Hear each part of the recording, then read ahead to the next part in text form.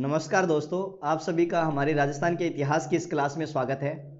तो दोस्तों, अपने जो है राजस्थान के इतिहास में चौहान राजवंश चल रहा था। चौहान राजवंश के बारे में अपने चर्चा कर रहे थे, जिसमें अपने चौहानों के बारे में पढ़ लिया था, जिसमें अपने सांबर के चौहान पढ़े थे। सांबर के चौहानों के बाद में मैंने आपको अजमेर के चौहान हैं, उन अजमेर के चौहानों के बारे में बताया था, जिसमें मैंने आपको सबसे पहले राजा जो है अजय राज बताया। अजय राज के बारे में हमने चर्चा कर ली थी। अजय राज के बाद में मैं थाने बताया अर्णोराज के बारे में। अर्णोराज जो है इसका पुत्र जगदेव, इसका पितरहंता है, पितरहंता राजा आ जाएगा। अर्णोराज के बारे में मैंने आपको बताया विग्रह राज चतुर्थ के बारे में बताया। विग्रह राज चतुर्थ है, इसके बारे में बताया। इसके बाद में जो है विग्रह राज चतुर्थ के बाद में अपरांग्य नाम का कोई राजा बना है, फिर पृथ्वीराज द्वितीय बना है। पृथ्वीराज द्वितीय राजा बना है, जो कि अर्णोराज का ही पुत्र था। अब पृथ्वीराज द्वितीय इसके बाद में जो है बताते हैं कि कौन बना है, सोमेश्वर बना है। कौन बना है? सोमेश्वर चौहान शासक बना है। तो अगला शासक क्या नाम है? सोमेश्वर चौहान। तो आज अपने सोमेश्वर चौहान का अध्ययन करेंगे। सोमेश्वर चौहान ज़्यादा बड़ा मैटर नहीं है, इसका छोटी सी बातें हैं, थोड़ी सी बात है, मैं आपको बता देता हूँ। पहली बात ध्यान रखनी है, इनको ब्याह का दो, तो ब्याह खटा हुई है। इसका जो विवाह है उसके बारे में मैं आपको अगर बताऊं तो ध्यान रखना कि दिल्ली के ननिहाल, इसका जो है ना सोमेश्वर चौहान का ननिहाल जो है वो गुजराती है, ठीक है ना। दिल्ली के आनंदपाल तोमर की पुत्री कर्पूरी देवी के साथ जो है इसका विवाह हुआ था। किसका विवाह हुआ है? सोमेश्वर चौहान का विवाह हुआ है, ठीक है। सोमेश्वर चौहान ने, अगर इसकी और विशेष बात करें तो इसने अपने पिता अर्णोराज और ये अपने स्वयं की जो है मूर्ति बनवाई थी और थोड़ा बहुत जो है चित्रकला को बढ़ावा दिया था। इस बात का भी थोड़ा सा ध्यान रखना। सोमेश्वर चौहान ने क्या है कि सोमेश्वर चौहान का 1170 ईस्वी का जो संस्कृत भाषा के 13 पद थे ना, जो मैंने आपको बता चुका हूं मैं आपको कि बिजोलिया शिलालेख, तो बिजोलिया शिलालेख का टाइम हुआ है, सोमेश्वर चौहान का टाइम हुआ है, तो ध्यान रखियो। और गुजरात का राजा था जिसका नाम था भीमदेव। इस भीमदेव ने सोमेश्वर चौहान की क्या कर दी थी? भीमदेव ने सोमेश्वर चौहान की क्या कर दी थी? हत्या कर दी थी। इस बात का ध्यान रखना है, ठीक है। भीमदेव ने सोमेश्वर चौहान की क्या कर दी थी? हत्या कर दी थी। इसके बारे में भी आपको ध्यान रखना है। भीमदेव के द्वारा इसकी क्या कर दी गई है? हत्या कर दी गई है। गुजरात भीमदेव द्वारा सोमेश्वर चौहान की क्या कर दी गई? हत्या कर दी गई, ठीक है दोस्तों। इसके आगे आप चर्चा करेंगे हम इसके बाद में, जिसका नाम आता है पृथ्वीराज चौहान तृतीय। इनको नाम तो सुनेड़ो ही उसी, पृथ्वीराज चौहान तृतीय। तो आज अपने चर्चा करने वाले किसके बारे में? पृथ्वीराज चौहान थर्ड के बारे में, तीसरे के बारे में, तृतीय के बारे में। बड़ो शानदार शासक है पृथ्वीराज चौहान तृतीय। पृथ्वीराज चौहान तृतीय को जन्म 1166 ईस्वी में हुआ था, 1166 ईस्वी में। और ये जो राजा बना है, राजा कब बना है? 1170 ईस्वी में बना है। कितनी वर्ष की? 11 वर्ष की आयु में। कितने वर्ष की आयु में बना था? 11 वर्ष की आयु में बना था। पिता का नाम इसके क्या है? सोमेश्वर चौहान है। क्या नाम है? सोमेश्वर है। माता को नाम क्या है? माता कर्पूरी देवी। और आनंदपाल जो है इसके नाना जी हैं। अर्थात जब ये राजा बना तो इसकी संरक्षिका कौन बनी थी? संरक्षिका इसकी माता ही बनी थी, ध्यान रखना। संरक्षिका कौन बनी थी? इसकी माता ही बनी थी। इसका जो सेनापति है, सेनापति या सेनाध्यक्ष, वो कौन था? भुवनेकमल था। सेनाध्यक्ष कौन था? भुवनेकमल था।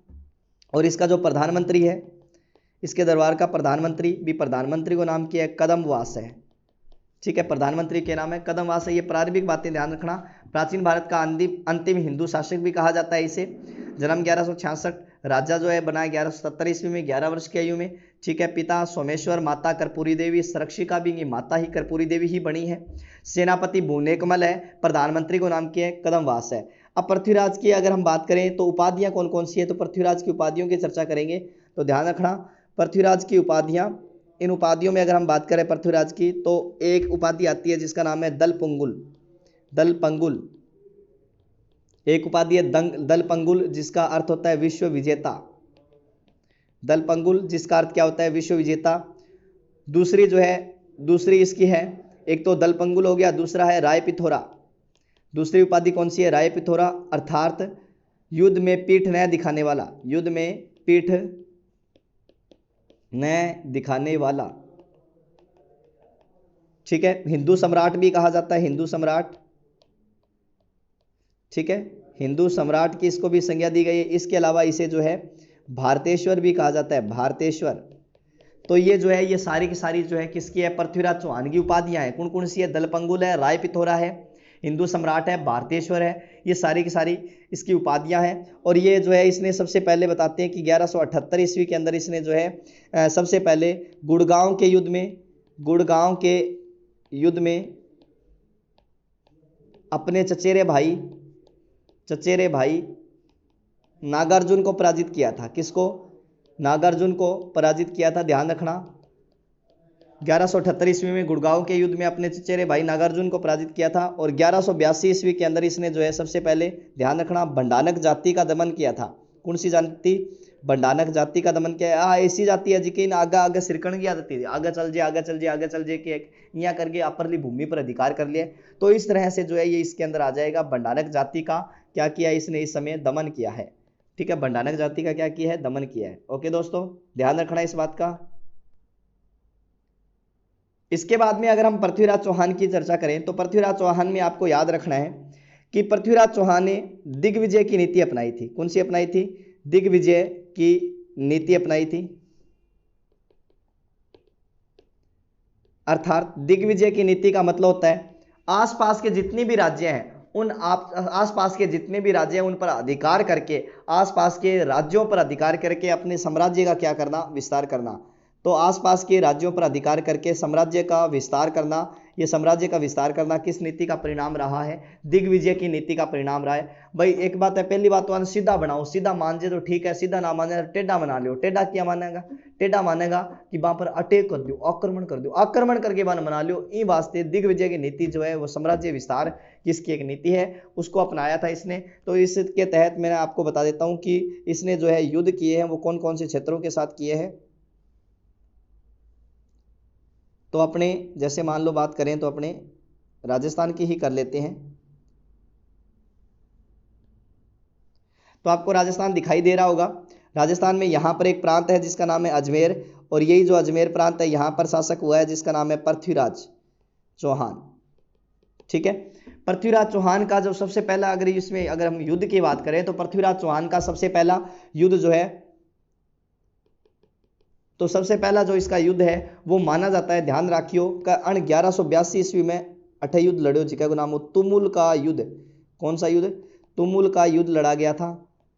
तुमुल का युद्ध जो लड़ा गया था उस समय जो है महोबा प्रांत पड़ता है, महोबा का युद्ध भी कहा जाता है। महोबा को एक राजा हो जिसका नाम हो परमर्दी देव चंदेल। महोबा प्रांत का एक शासक था जिसका नाम क्या था, परमर्दी देव चंदेल। जिसको परमर्दी देव चंदेल है, परमर्दी देव चंदेल के साथ में ही पृथ्वीराज चौहान तृतीय का संघर्ष होता है, युद्ध होता है, जिस युद्ध का नाम क्या है, तुमुल का युद्ध। इस युद्ध का रीजन देखो, इस युद्ध का रीजन क्या है, रीजन वही है कि परमर्दी देव चंदेल का दो सेनापति, हाँ परमर्दी देव चंदेल के दो सेनापति है, और सेनापति का नाम आता है आल्ला और उदल। आल्ला और उदल। अब बताओ कि आल्ला और उदल में अंग पिता का देड़ा, बढ़िया बढ़िया घोड़ा, शानदार घोड़ा, बढ़िया नस्ल का घोड़ा, बतावे कि फारस का बढ़िया घोड़ा। तो ये जी का आल्ला और उदल के करो कि बे अश्व जी का है, आल्ला और उदल को परमर्दी देव चंदेल डिमांड करे कि भाई अश्व माना चाहिए। ठीक है, तो परमर्दी देव चंदेल डिमांड करी, आल्ला और उदल देना के कर दियो, मना कर दियो कि मैं तो कौन दिया, हमारा घोड़िया गाड़िया। ठीक है, बात सुन लियो सीधी सी। तब बतावा कि परमर्दी देव चंदेल आल्ला उदल नाराज हो गयो है, आल्ला उदल ने देश निकालो दे दियो, और आल्ला उदल जी को चल पड़िया, कट्ठे चल गया कन्नौज का जयचंद गढ़वाल गए दरबार में। तो युद्ध को देखो क्या कारण है, युद्ध को कारण वही है कि पृथ्वीराज का दिग्विजय की नीति के तहत कुछ सैनिक का घायल अवस्था में बे क्या है कि महोबा प्रांत में जाके कोई वन वगैरह में किया, मतलब जो आंगो पार्क वगैरह बनेड़ो, पी पार्क में जाके ठहर जाए। ठीक है, पृथ्वीराज चौहान तृतीय के जो भी कुछ सैनिक थे, कुछ सैनिक क्या है कि पार्क वगैरह में जाकर ठहर जाते हैं। तो बताओ है कि अणपरमर्दी देव चंदेल के करो की हत्या करवा दी। ठीक है, हत्या करवा दी। तब इन बात को पता चलियो पृथ्वीराज के करो सेना चाल दी, और सेना जी को नरेना जयपुर तक पहुंच गई। सेना जी को अठू अजमेर कटे पहुंच गई, नरेना जयपुर। परमर्दी देव चंदेल ना ठा लाग्यो, आ गयो भाई अब तो आपनों की बननो ही कोनी। इन वास्ते परमर्दी देव चंदेल आल्ला और उदल ने बुलाने वास्ते पत्र लिखे। आल्ला उदल ने कहा दबा दबा जो अटैक होने लाग रही है। आल्ला उदल भी रिप्लाई कर दियो व्हाट्सएप पर वापस। आल्ला उदल के भाई अब मैं के कर सका, थे तो मैंने देश निकालो दे दियो, मैं करा के हम तो नहीं आएंगे किसी भी हालत में। तब बताते हैं परमर्दी देव चंदेल ने एक पुनः पत्र लिखा जिसमें लिखा कि आप अपनी मातृभूमि की रक्षा के लिए मातृभूमि एक तरह की मातृभूमि को अनुवादो देगे वास्तव देगे कि हम वापस बुला लियो कि आल्हा और उदल बतावे कि आल्हा और उदल जो एक सागर लड़ता नहीं तो पूरी दुनिया के अंदर भी कोई पराजित करना को नहीं हो, पूरी दुनिया में कोई पराजित करना को नहीं हो। अब बतावे कि पृथ्वीराज रंग बीच में 1182 ईस्वी के अंदर तुमुल को युद्ध हो। अरे तुमुल का युद्ध के अंदर क्या है कि आल्हा और उदल कुछ कहते हैं कि वीरगति को प्राप्त हो गए थे, कुछ कहते हैं अपनी मौत मारे गए थे। जैसा भी है भी आल्हा और उदल या फिर परमर्दी देव चंदेल इस युद्ध में क्या हो जाता है, पराजित हो जाता है। ठीक है, वीर सेनानायक जो है ये दोनों जो है पराजित हो जाते हैं, वीरगति को प्राप्त हो जाती हैं। ठीक है, अब क्या है कि विजय के बाद में अब विजय प्राप्त हो जाती है और इस समय लड़ते हुए आल्हा और उदल को क्या है कि जगनिक नाम के एक कवि ने देखा था। किसने देखा? जगनिक नाम के एक कवि ने देखा था। जगनिक ने कहा था कि 12 वर्ष कुकर जिए, 13 वर्ष सियार, वर्ष 18 क्षत्रिय जिए, बाकी जीवन धिकार। का 12 साल तक जो है कुतियो जीवे। ठीक है, 13 वर्ष उम्र जी के सियार की वर, एक राजपूत योद्धा जी को है वो 18 साल का योद्धा के युवा की तरह लड़े, बाकी भी वो जीवन धिकार ही है। तो इन तरह की है कि परमर्दी देव चंदेल वगैरह हम बतावे कि हथियार वगैरह घेर दिया, हथियार गिरा दिया। परमर्दी देव चंदेल 1182 में तुमुल का युद्ध में क्यों हो गयो, पराजित हो गयो। और ये तुमुल का युद्ध किस किस के बीच में, पृथ्वीराज और किसके बीच में, परमर्दी देव चंदेल के बीच में लड़ा गया था 1182 ईस्वी के अंदर। और इस युद्ध में ये पृथ्वीराज विजयी रहे हैं। पृथ्वीराज ने पंजूराय नामक अधिकारी को कहा, पंजूराय को महोबा का अधिकारी बनाया था। पंजूराय को महोबा का अधिकारी बनाया था। किसने बनाया था? पंजूराय को महोबा का अधिकारी किसने बनाया था? पृथ्वीराज ने बनाया था। तो सारों पहलो जी को है, पहलो तो 1182 में भंडारकों को दमन करो। 1182 में इसने क्या किया? भंडारकों का दमन किया। और 1182 में इनको तुमुल या महोबा को युद्ध लड़ो गयो। किंग साल लड़ो गयो? परमर्दी देव चंदेल, परमर्दी देव चंदेल, परमर्दी देव चंदेल, परमर्दी देव चंदेल। याद रखियो तुमुल को युद्ध, तुमुल को युद्ध। एक बार जीके के अंदर प्रश्न भी आयो कि चंदेल शासक कौन था पृथ्वीराज के समय में, तो परमर्दी देव चंदेल है। ठीक है, दूसरो युद्ध हुआ है गुजरात का राजा भीमदेव संग। कौन सा युद्ध हुआ है? गुजरात के शासक भीमदेव के साथ में संघर्ष माना जाता है। इनके किसके साथ माना जाता है? तो गुजरात के शासक भीमदेव के साथ में इनका संघर्ष माना जाता है। ठीक है, 1184 में गुजरात है, गुजरात को राजा जो है भीमदेव सेकंड है, भीमदेव सेकंड है। और भीमदेव सेकंड के समय में जो संघर्ष माना जाता है, युद्ध माना जाता है, उस युद्ध का जो है दोनों पक्षों के बीच में 1184 में कब हुआ था? 1184 ईस्वी में जो है अनिर्णायक युद्ध हुआ था। अभी युद्ध को रीजन के, युद्ध को रीजन तो कई है। पहलो युद्ध को रीजन तो बतावे कि पृथ्वीराज जी को है, पृथ्वीराज चौहान जी को है, पृथ्वीराज चौहान के पिता की हत्या जी को है अण करी, कर्ण भीमदेव करी। पृथ्वीराज चौहान के पिता की हत्या, पृथ्वीराज के पिता की हत्या कर्ण करी, भीमदेव करी। पहलो रीजन तो है। दूसरो रीजन क्या है कि इन्हें भीमदेव ने के श्रीकर्ण किया था, धीरे धीरे के आगे बढ़ बढ़ गए आगे सीमा पर अधिकार कर लाग रहे हो। दूसरो रीजन तो है। तीसरो रीजन क्या है कि भीमदेव के 7 चचेरे भाइयों की हत्या, किसके? भीमदेव के 7 चचेरे भाइयों की हत्या, चचेरे भाइयों की हत्या कर्ण कर दी रे, कान्हा ने कर दी थी, कान्हा ने कर दी।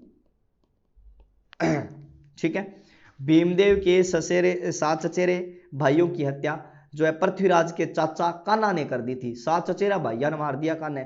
अब कान्हा 7 चचेरा भाइया ने मार दिया तो आगे तो गढ़ में आनी आगे गढ़ में फांसी।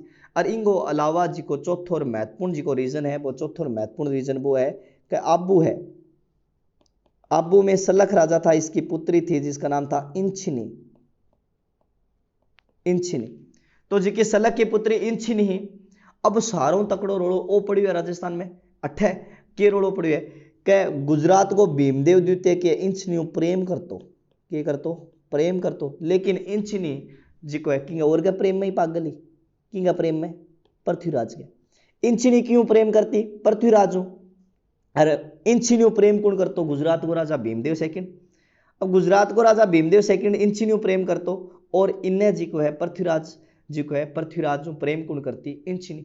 अब इंग कारण की है अंग वजह फेर लफड़ो पड़ गयो, लफड़ो बहुत खतरनाक पड़ो। अब तकड़ो लफड़ो पड़ गयो, आपस में लड़ पड़िया एक तरह।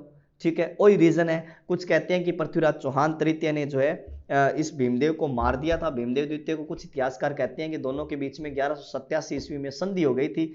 संधि के कारण जो है ये आपस में बच गए थे, किसी प्रकार की कोई हत्या वगैरह यहाँ पर नहीं हुई है। ये बात कौन लिखता है? तो ये बात लिखने वाले कौन है? तो ये इतिहासकार लिखते हैं। कुछ कहते हैं अपने ही मौत मारा गया था, कुछ कहते हैं मार देते हैं। ठीक है, तो ये अलग अलग कारण है। एक कारण की एक मैंने आपको बताया है कि ये अपने किस में चलेगा, ये दिग्विजय की नीति के अंदर साम्राज्य विस्तार। 1182 में तुमुल का युद्ध है और 1184 के अंदर अनिर्णायक युद्ध लड़ा गया था भीमदेव और पृथ्वीराज के बीच में। पृथ्वीराज के बीच में मतलब कोई का मार दिया मार दिया मार दिया, लेकिन कोई का बच विजय बच विजय बच विजय। कौन मारा? आपकी मोती मर्जी है। ठीक है, तो आगे अगर हम बात करें इसके आगे, तो इसके आगे महत्वपूर्ण बातें आपको इस चीज का ध्यान रखना है। इसके अलावा जो है इसका युद्ध जो है पृथ्वीराज का युद्ध माना जाता है। ठीक है, कहाँ के शासक? कन्नौज के राजा, कन्नौज के शासक जयचंद गहड़वाल के बीच में वर्सेस सामने कौन है? पृथ्वीराज चौहान थर्ड, तीसरो पृथ्वीराज चौहान तीसरो। तो इनके साथ में ये इसका युद्ध माना जाता है। देखो इस युद्ध में क्या हुआ था, सबसे पहले अपने चर्चा कर लेते हैं इस युद्ध के बारे में। ठीक है, तो मैं राजस्थान को छोटो सो नक्शो बना दूं, ज्यादा बड़ो कौन बनाऊं? पर छोटो सो बना सी।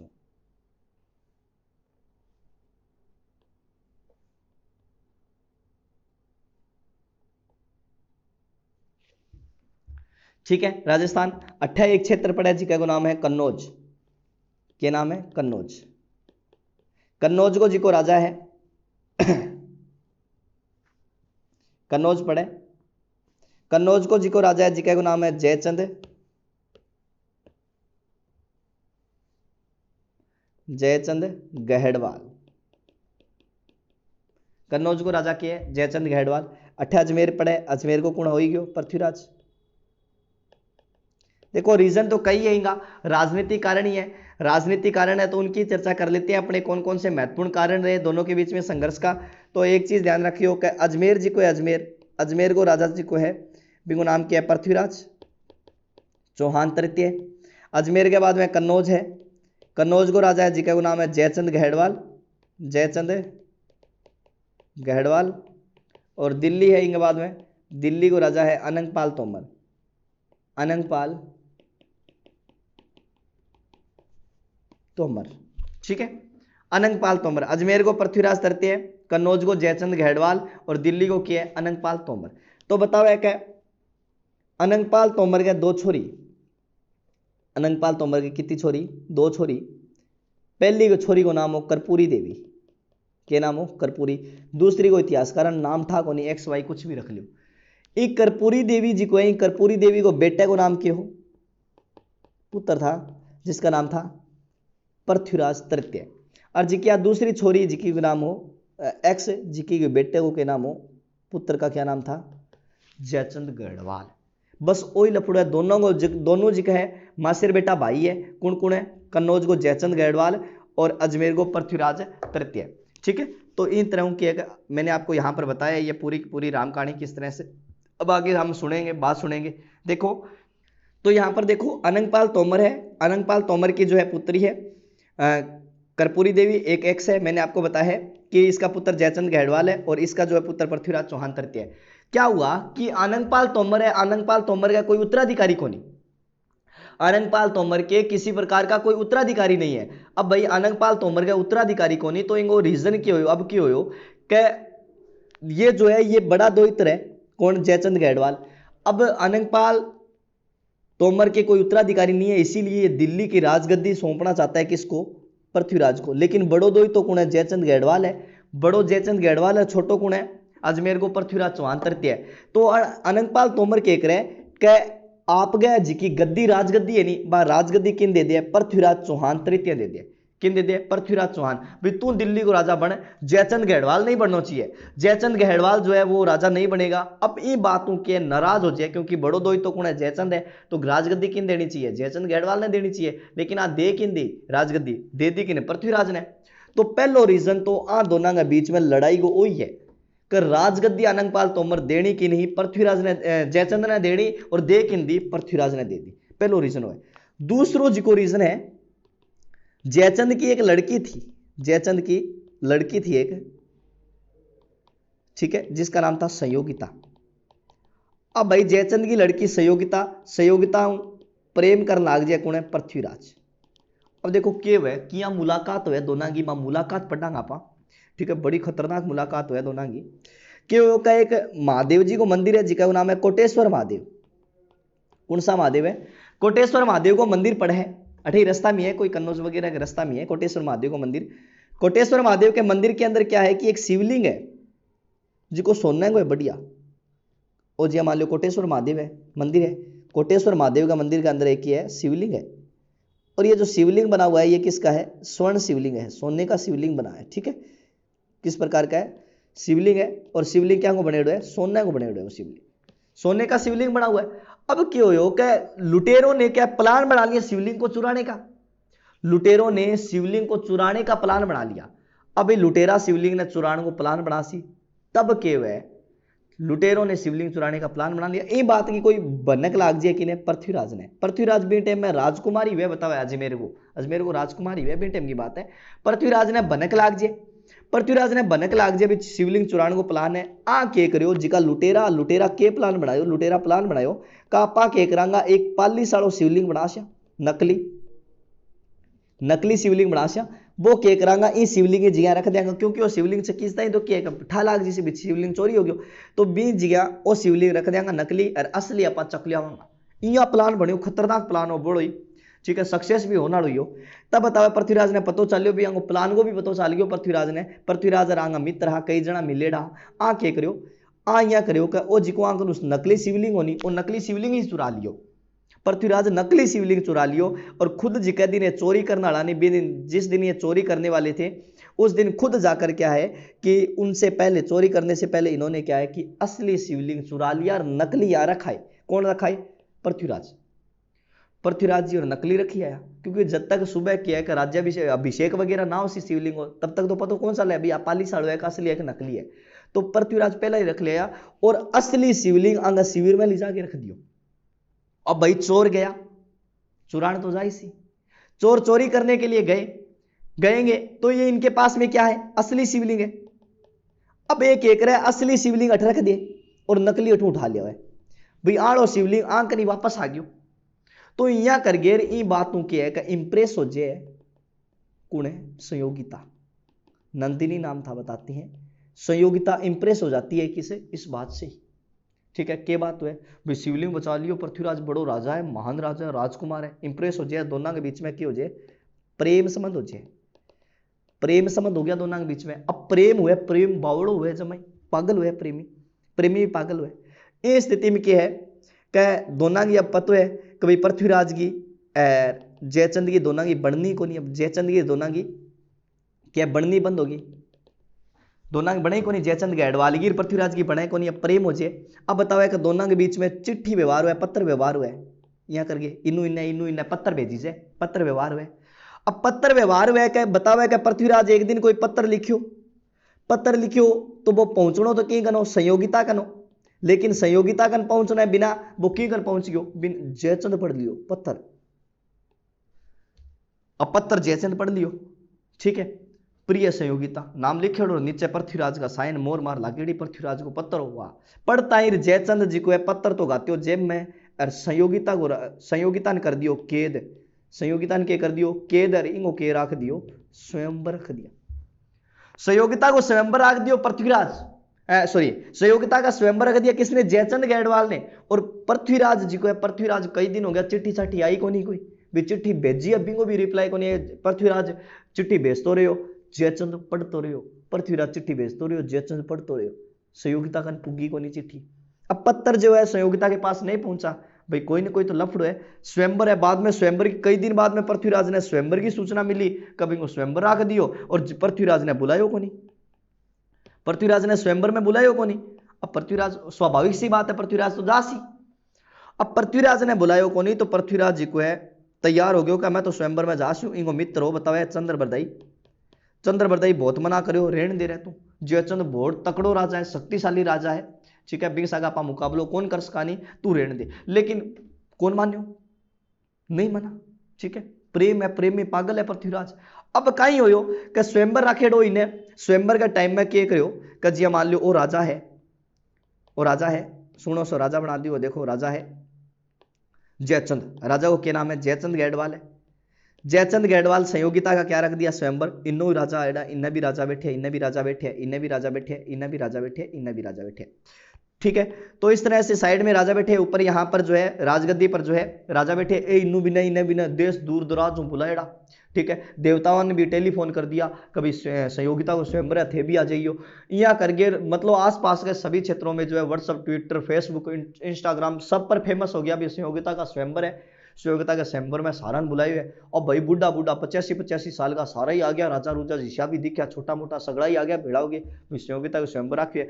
लेकिन पृथ्वीराज ने कौन बुलायो, किन कौन बुलायो, पृथ्वीराज ने। और पृथ्वीराज की केकरी अठे मूर्ति बना दी, पृथ्वीराज की मूर्ति बना के यहाँ हाथ जोड़ के यहाँ खड़ा दियो और अठ लिख दियो सुस्वागतम।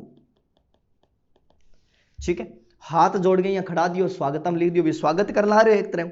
ठीक है, अर्थात एक तरह से अपने यहां राजपूती राजा का अपमान किया गया जयचंद के द्वारा, जयचंद के द्वारा यहां अपमान करो, हाथ जोड़ के खड़ा दियो पृथ्वीराज ने। अब कहीं हुए, अब भाई बताओ जी की सरस्वती माला जी की ले गया हुआ हाथ में। ठीक है, माला जी की माला ले गया कुणे, हाथ में माला ले गई कुणे, संयोगिता ले गई, संयोगिता हाथ में माला ले गई। अब अठू इनू देखने चालू करे, इनू इन्हें इन्हें इन्हें ए गणाई है जिका राजा जिका है कुकड़ी सी या नस बारह निकाले, इया करे, गड़ी नस बारह निकाले, पर के करे, जिसको ढूंढ रहे हैं वो तो हमें यहाँ भीड़ में नहीं दिखाई दिया अभी तक, तो इनू इन्हें इनू इन्हें इनू इन्हें करके चारे पासे घूमे, लेकिन जिका ढूंढनो वो तो दिखो को नहीं, दिखो को नहीं। तो इन्हें बाद में बतावा है कि ये इसको दिखाई नहीं दिया, दिखाई नहीं दिया। तब बताते हैं कि ऐसी स्थिति के अंदर इसने क्या है कि गई जागे आ मूर्ति है जिकी मूर्ति के गले में वरमाला डाल दी, आले काम पक्को। ठीक है, मूर्ति के गले में वरमाला डाल दी, बिनु पृथ्वीराज आएडो भेष बदल गया थे। ठीक है, मूर्ति के गले में वरमाला डाल दी, वरमाला डालता ही बतावे कि जी हिंदू स्त्री है, भारतीय नारी है, तो क्या है कि अपने पति के पैर छूती है, तो आप पैर छूण लागी तन पृथ्वीराज आवे आवे आगे खड़े करे कि आपका स्थान यहाँ नहीं है, आपका स्थान तो यहाँ। इस तरह से बताते हैं कि ये अश्व पर आया था और अश्व पर इसको भगाकर ले गया था। किसको भगा ले गया, संयोगिता ने, अठोखट ले गयो, संयोगिता ले गयो। ठीक है, तो स्वयंवर से जो है किसको ले आया था, संयोगिता से ले आया, संयोगिता को ले आया था। तब बताते हैं कि यहाँ पर इनके बीच में थोड़ी बहुत लड़ाई वगैरह भी हुई थी। जयचंद जो है, जयचंद की सेना के साथ में पृथ्वीराज को युद्ध भी करना पड़ा था, संघर्ष भी करना पड़ा था और बड़ो खतरनाक युद्ध भी करियो बतावे इनके बाद में। लेकिन जिया तिया करके जो है इन खटे लिए दिल्ली लिए, संयोगिता के लिए दिल्ली ला गए, इनके कर लियो संयोगिता के साथ दिल्ली लाकर इसने जो है कौन सा विवाह कर लिया था, तो गंधर्व विवाह कर लिया था। कौन सा विवाह कर लिया, गंधर्व विवाह। गंधर्व विवाह हुआ है, कौन सा विवाह, प्रेम विवाह। तो दिल्ली लाकर इसने कौन सा विवाह कर लिया था, प्रेम विवाह कर लिया था। किसके साथ, संयोगिता के साथ। किसने, पृथ्वीराज ने। अब आप देखा कि अब कहानी कितनी सत्य है, कहानी जो है वो कैसी है, कैसी सत्य है। अलग अलग इतिहासकार के लिखे हैं कहानी के बारे में, बिंगे बारे में भी थोड़ा सा सोचा भी के है के ना है कहानी। तब बतावा है कि कहानी जी की लिखी है कहानी इंगा बारे में जिको गोपीनाथ शर्मा है, गोपीनाथ शर्मा प्लस दशरथ शर्मा, गोपीनाथ शर्मा और दशरथ शर्मा की कहानी इनके बतावे सत्य बतावे जी की पृथ्वीराज रासो के अंदर लिखेड़ी है। पृथ्वीराज रासो के अनुसार ही बताने ला रही हूँ। गोपीनाथ शर्मा और दशरथ शर्मा की कहानी के माने कि भी या तो सत्य है, सत्य माने है। ठीक है, और जीएच ओझा जो है, ओझा इस कहानी का क्या करते हैं, खंडन करते हैं। ओझा जो है खंडन करते हैं, खंडन करते हुए कहते हैं कि उस समय तो स्वयंवर प्रथा थी ही नहीं, स्वयंवर प्रथा ही नहीं थी। इस कहानी का जीएच ओझा क्या करते हैं, खंडन करते हैं, और खंडन करते हुए कहते हैं कि उस समय स्वयंवर प्रथा ही नहीं थी, और स्वयंवर प्रथा नहीं थी तो ये कैसे ला सकता है, स्वयंवर से जीत कर कैसे ला सकता है, स्वयंवर से भगा कर कैसे ला सकता है। तो गोपीनाथ शर्मा इन सही माना है, लेकिन ओ क्या है कि इन सही कौन ही माना है, कौन माना है, जीएच ओझा इस कहानी को मिथ्या मानता है, झूठ मानता है।